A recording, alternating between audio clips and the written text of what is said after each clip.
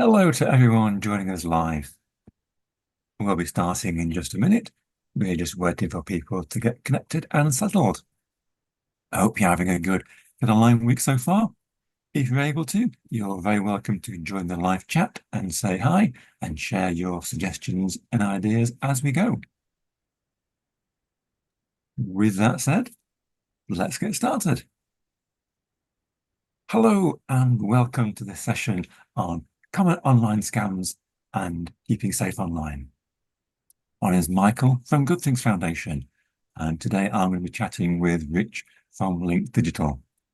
Rich, would you like to start us off by saying hello and telling us a bit about your community hub and the people you work with? Yes, thank you, Michael. Yeah, as Michael mentioned, we're from Links Digital, a charity based in Lincolnshire, and currently we're working out of community venues across the east of Lincolnshire. We support a lot of people who want to learn about computers, phones, tablets, iPads, and general use of the internet. I think a key thing at the moment is many people are interested in how to keep safe online. Great. So, what are some of the ways people might encounter an online scam? There's a wide variety out there, but at the moment, I think the key ones are usually email and social media such as Facebook and Instagram, and there are many fake websites that people are coming across. Okay, so could you start off, please, by talking a bit more about email scams? Yeah, no problem. As we mentioned, there's quite a variety, often from a bank or supposedly your bank. And at the moment, we're getting quite a few around parcel delivery.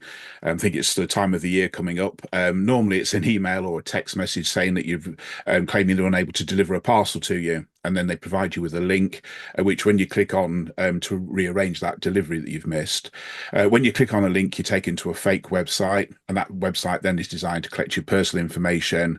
And this type of email is actually known as a phishing scam, where they're actually trying to gain information from you. I think the most important thing, if you receive such an email, is don't click on any links. I think that's a general rule, and don't provide any personal information. The best thing is just delete the email and move on. Right. So, how could you tell whether it's a scam email then? There are a few things you can look at. If you check the actual email address, so at the top of the email, you'll see the address that it's coming from. And often that address has no connection with the company that it's supposedly from. Also, look for things like spelling mistakes or numbers added to an address.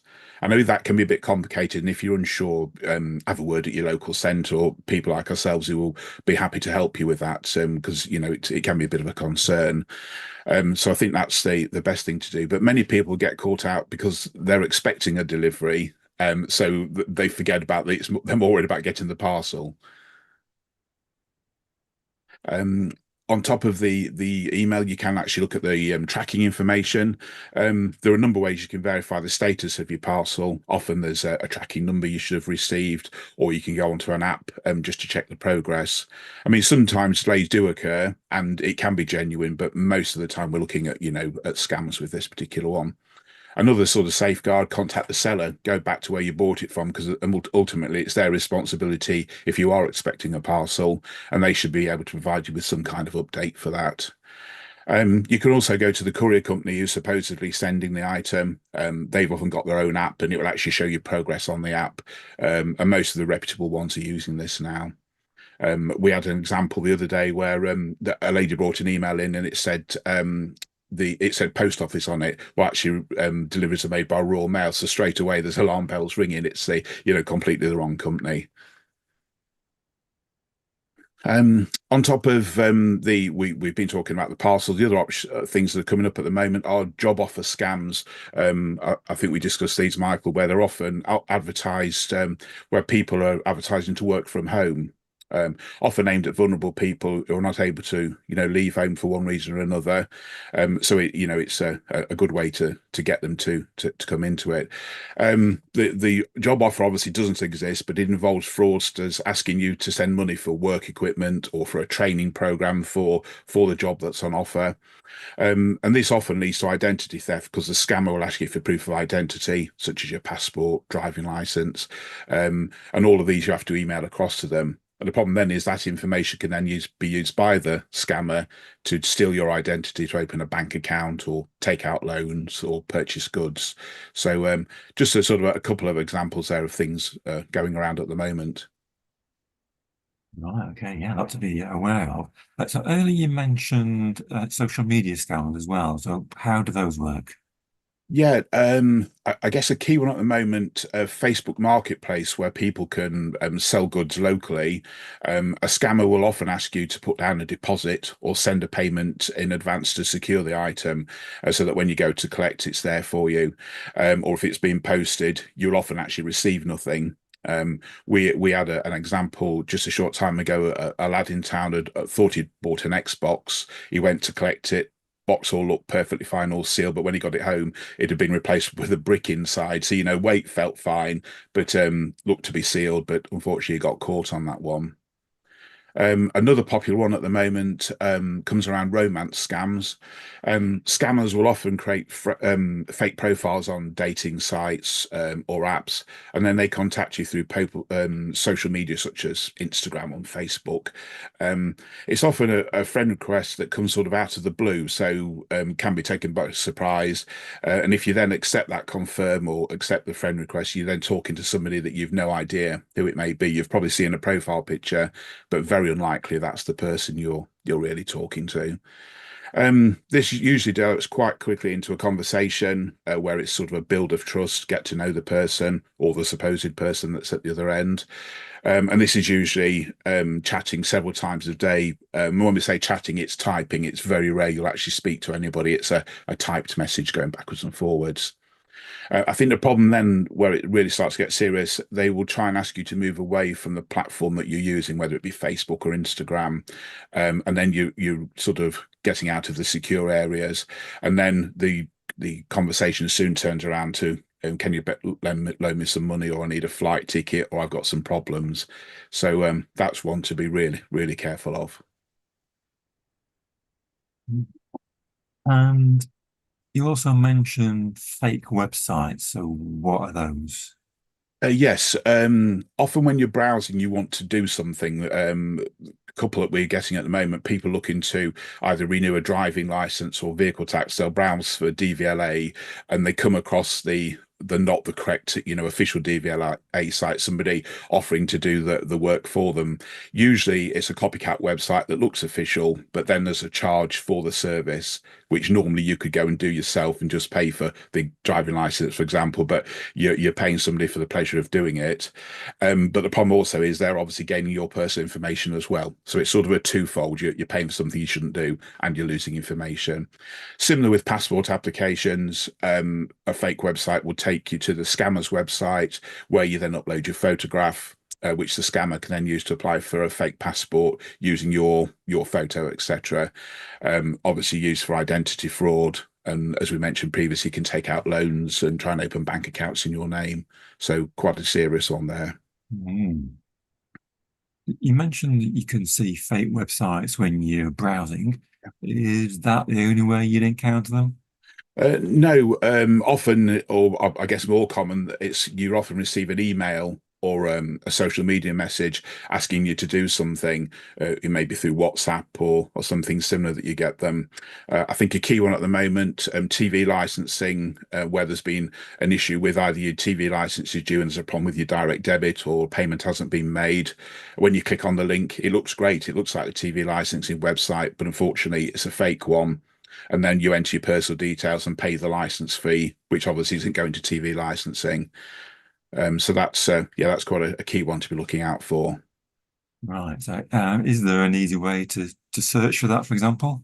Yeah, if you're familiar with using any of the search engines, if you just put the words TV license scams, it will take you through and guide you of what to do or what to look out for. As well as TV licensing, HMRC is another key one at the moment. Usually an email saying that you've overpaid your tax or you due a rebate, which obviously most people would be really happy to receive that. You, without thinking, you follow the link through, which takes you to a site that looks like HMRC. Once again, you'll be asked to enter your personal information, any tax reference numbers. But once you've entered this information, the scammer will then use that information once again as identity fraud, usually for loans or credit cards, often to buy high value goods such as iPhones and iPads. But if you're really due a tax return, they can also make a claim in your name, which can be quite serious. We've had that happen to a couple of people that we've been helping, where they've put in a claim. The claim's been paid to this company, but the actual person never received the money back. So it's there's a number of ways that that one's actually working at the moment. Right, so there's a lot to bear in mind there. That's yeah. So, are there any quick tips you can share with us to help us keep safe online? Yeah, I think with all of these things, it's a bit of a panic when it happens, and you're forced to do something. So I think the key thing, if you get any of these, is just take your time. And we advise people sort of three key things: to stop, challenge, and protect. So if we look at stop, is it too good to be true? And often it is, so stop at that point. And are you being made to feel under pressure by somebody? And don't trust unknown attachments or links. And then challenge, always be suspicious. Could it be fake? And it's okay to reject or refuse requests. Don't feel you've got to do something. We mentioned checking website addresses and emails. Does it look official? Are the spellings correct? So do that. And don't trust unknown attachments or links. I think the key thing is just don't click on links unless you're really, really sure. And then protect. If it comes out of the blue, it's probably not for you. So, protect yourself. Don't give out your personal information. Treat it as gold. You're not going to give it to anybody. And then just seek some trusted or independent advice before asking. That may be back to your bank or family member, but just take your time. Right, so just remind me of those three things again. Okay, so we've got stop, Stop, challenge, challenge, and then protect. protect. Fantastic, thank you. If the worst happens and you think you've been scammed, is there anything you can do about it? Yeah, I think if we've been scammed, most people are quite embarrassed and I think, oh, what have I done? So, but the important thing really is, yes, you are embarrassed about it, but you've got to act quickly. So, um, if it's a bank or financial problem, go to the bank because they still may be able to stop that transaction and keep your money safe. So I think that's the key thing. Go and contact somebody. You can also contact the police. Some frauds they will be involved with, so contact the police as well. I think you could do fairly quickly if it's an online account, change your password because you can do that virtually instantly. So if you've given something to a scammer, go ahead and change your password immediately.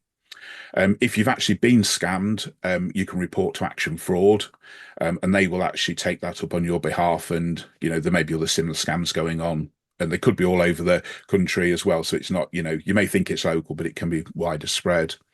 And then also continue to monitor your bank accounts and report any suspicious transactions because you may have been scammed today, but it may not actually take place through your bank until a few days down the line or a few months. You may not have realized you've done something. So keep that monitoring in all the time and just keep an eye on what's going on with things. Very nice, thank you for that. And as we start to close this chat, are there any places that people could go if they want to find out more information about keeping safe online? Yeah, there are a number of key areas. I mean, if we look at for good things, we've got learnmyway.com, fantastic site for helping people. You maybe won't remember all the websites, but if you go onto, we mentioned searching previously. So if you just search Learn My Way, that will take you to the right place and you'll come up with some free learning. And there's a great topic in there about safety and security online. So that's a really good starting point. Going on to the fraud itself, there's a website called take5/stopfraud.org.uk.